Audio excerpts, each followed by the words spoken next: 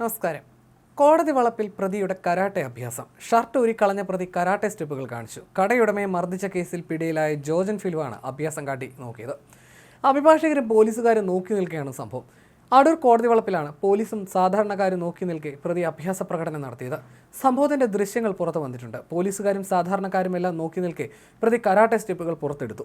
ചുറ്റിനും കൂടി നിന്നിരുന്ന ആളുകൾ ഇതിന്റെ ദൃശ്യങ്ങൾ പകർത്തുന്നതും പുറത്തു വന്ന വീഡിയോയിലുണ്ട്.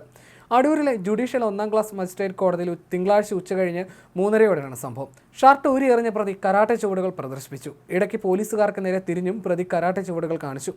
കടയുടമയെ മർദ്ദിച്ച കേസിലെ പ്രതിയായ ജോഡു എന്ന് വിളിക്കുന്ന ജോജൻ ഫിലിപ്പാണ് കോടതി വളപ്പിൽ അഭ്യാസം കാണിച്ചത്. കോടതിയിലേക്ക് കയറും മുമ്പ് പോലീസുകാർ പ്രതിയുടെ കൈവിലങ്ങ് അഴിച്ചു മാറ്റിയിരുന്നു. ഇതോടെ ജോജൻ ഷർട്ട് ഊരി എറിയുകയും 10 മിനിറ്റോളം കരാട്ടെ ചുവടുകൾ പ്രദർശിപ്പിക്കുകയുമായിരുന്നു.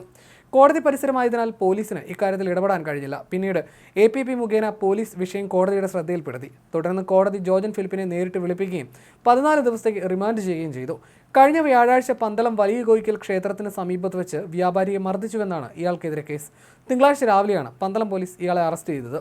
തുടർന്ന് കോടതിയിൽ ഹാജരാക്കാനായി കൊണ്ടുവന്നപ്പോഴാണ് അപ്രതീക്ഷിതമായി ഇയാൾ കരാട്ടെ ചുവടുകൾ പ്രദർശിപ്പിച്ചത്.